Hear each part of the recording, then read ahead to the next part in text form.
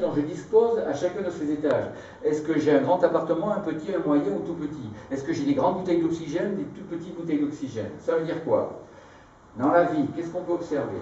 Si cette personne qui est par exemple de base empathique et de phase et qui est promoteur tout là-haut, il n'est pas rare de constater que quand elle doit communiquer avec une personne qui est en dominant promoteur, quand elle est plutôt ici empathique, pour communiquer, il va falloir qu'elle monte de son immeuble. C'est-à-dire qu'il va falloir qu'elle fasse des efforts. Et les efforts, ça fatigue.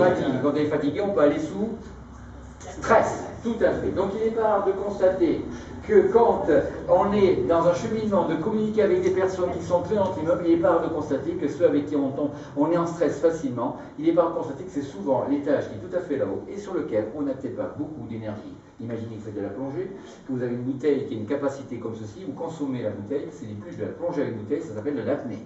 Et là, il faut faire un choix, en fonction de notre choix de vie. Donc ça, c'est la notion d'énergie. Donc il n'est pas rare, si je dois communiquer, et en raccourci là-dessus, je vais rencontrer, j'ai un dossier important, soit de vente, soit de collaborateur, ce que l'on veut, et j'ai identifié que cette personne, quand moi je suis empathique de base, elle est base de promoteur, eh bien ça veut dire que s'il y a un enjeu dans la relation, un enjeu par rapport à la relation, parce que oui, j'aime bien situer la notion d'enjeu en termes de communication, parce que quand il n'y a pas d'enjeu, il n'y a pas de problème. Salut Paul, oui ça va, oui ça va. Allez, ciao. Lui, il faut que je le vois parce que j'ai un truc à lui demander.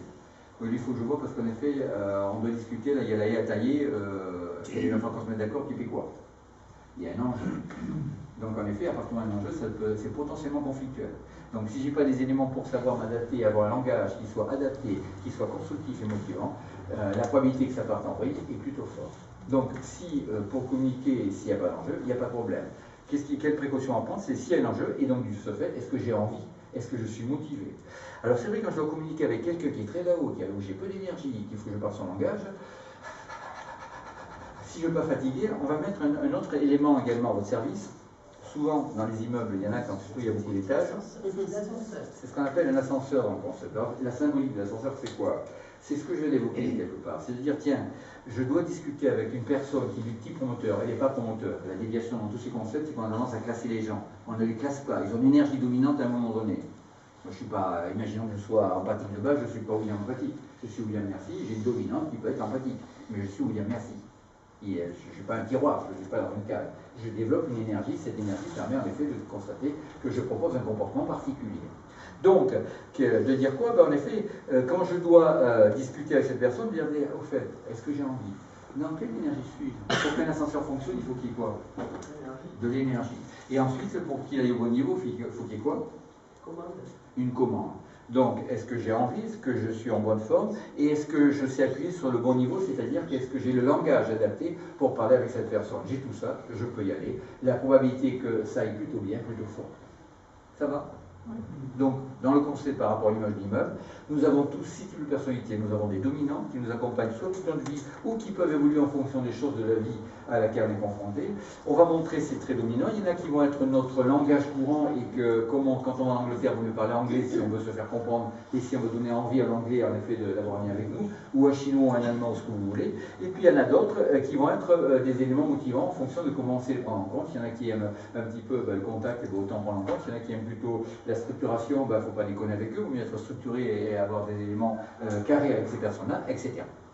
On a des énergies disponibles et on a en tout moyen l'ascenseur. Alors, moi j'aime bien utiliser l'immeuble dans le concept de plus en plus, on le fait un peu plus chicos.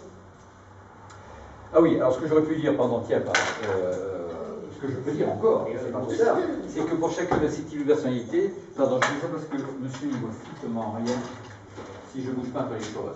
Donc, quels sont ces traits dominants pour chacun de ces types de personnalités? L'empathique, il a 3 traits dominants.